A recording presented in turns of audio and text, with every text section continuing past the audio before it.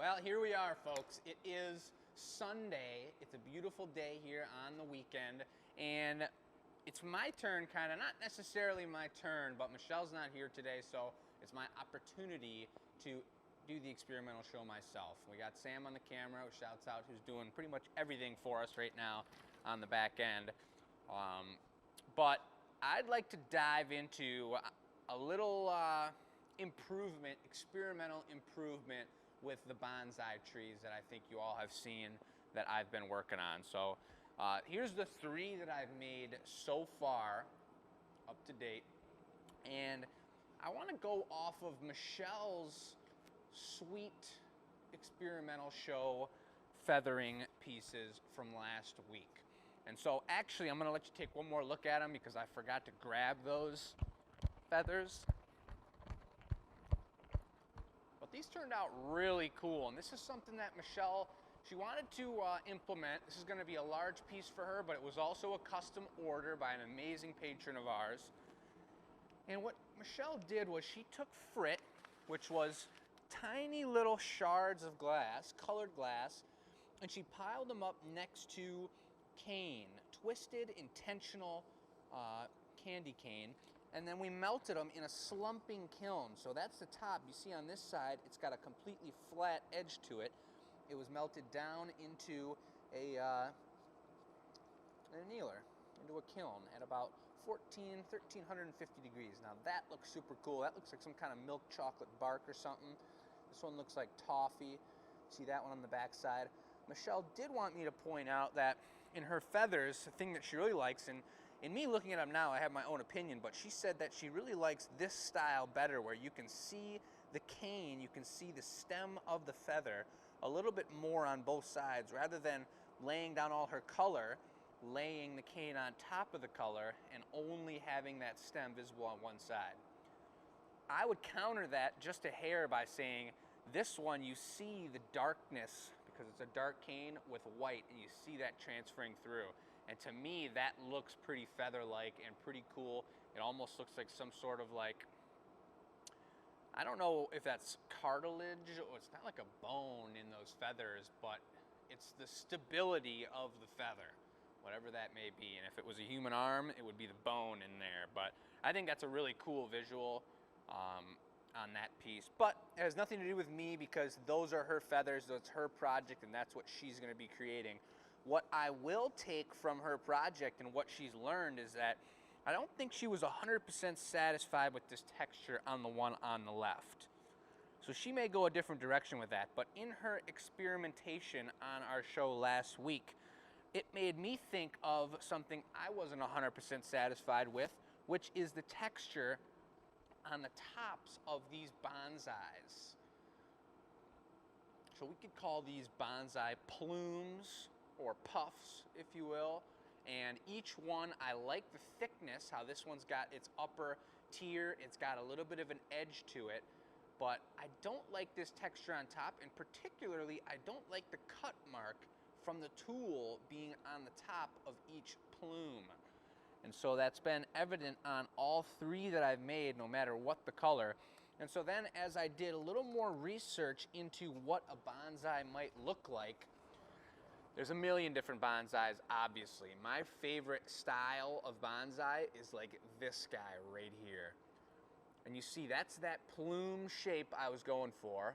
It's kind of like shrubbery, carved nice and clean, but look at the texture we've got going on. It's not just on the edge, it's all the way up on the top, and there's that floating kind of bubbly texture. Here's another great example. It's a little different of a tree, but it's got those tiny little leaves, miniature bonsai leaves. And I'd really like to accentuate that and get that into my piece in some way. So what I'm thinking is this texture resembles what I'm looking for.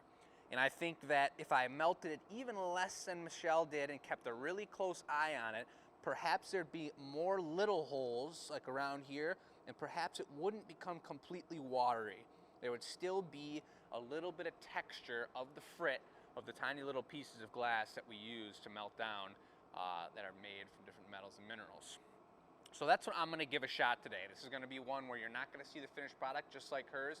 I'm gonna set it up, I'm gonna start the kiln, And when that's cooled down and I can take it out, then you guys will see it on Tuesday.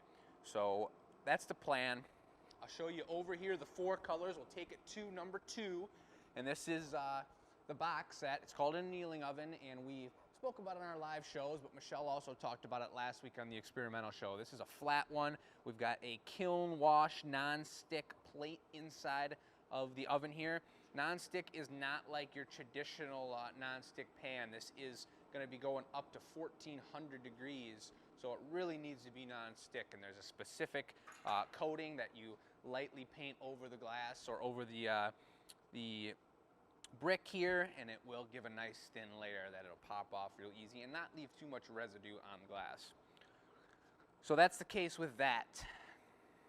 I'm going to make different sizes for 2 different reasons, because, and I got 4 different greens here, if I make them all the same size piles, say I make a pile this big, 2 full spoonfuls of frit, and you can take a look in here if you're new to the show, that is, it's almost as from powders all the way up to large, like peanut-sized pieces of glass.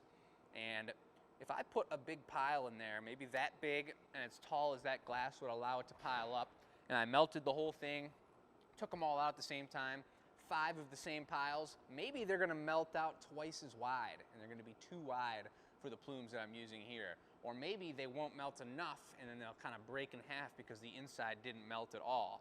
If I do them all the same on this first trial run, then I'm gonna have all either the right or all either the wrong. So what I'm gonna do for this one is mix and match a few colors, make different sizes, both width and height, stack it higher, stack it lower, and I'm gonna really test the waters and see what I wanna do.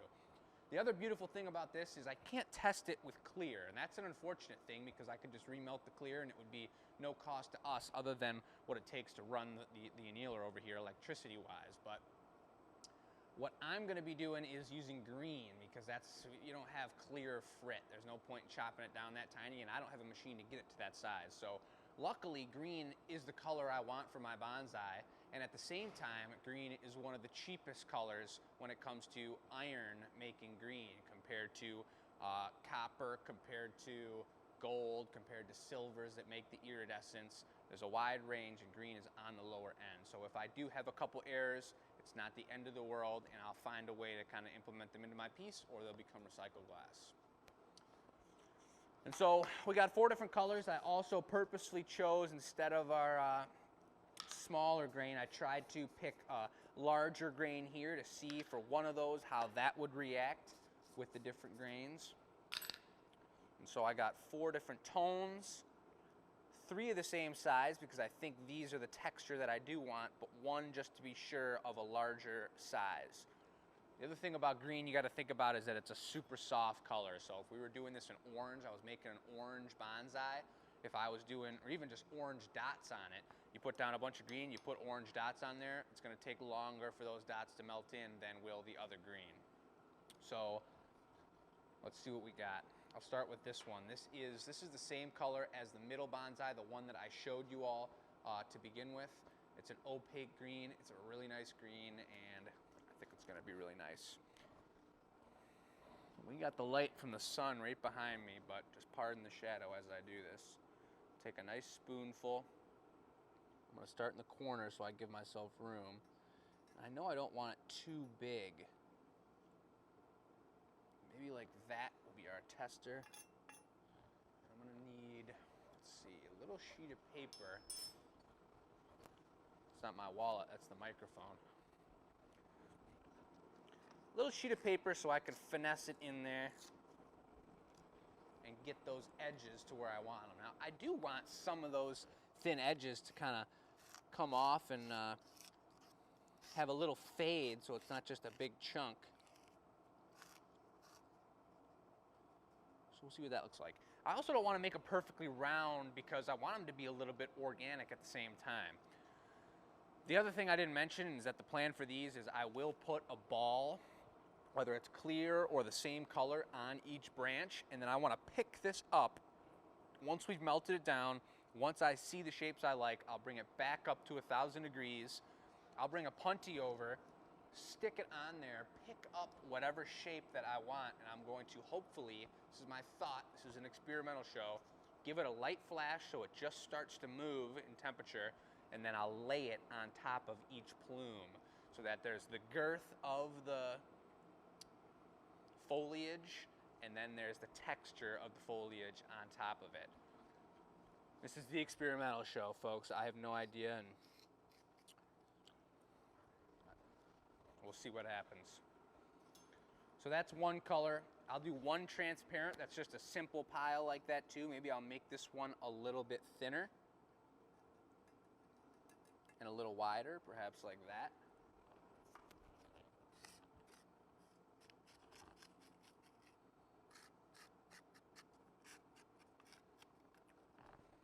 And then I'm gonna go and switch it up a little bit here. I don't actually love this lighter green, especially for a bonsai. I'm not sure how I'm going to implement that one. So I'm not really going to use this one right here. Could be speckles, yeah, like tips of the leaves or something. So maybe I will try that. But first, let's do one of these. We'll do another of the watermelon green. A little thinner, a little wider.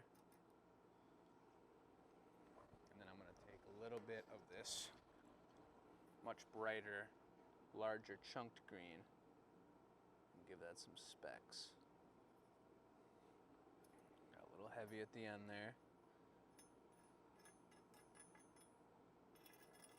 The other thing to think about is if it doesn't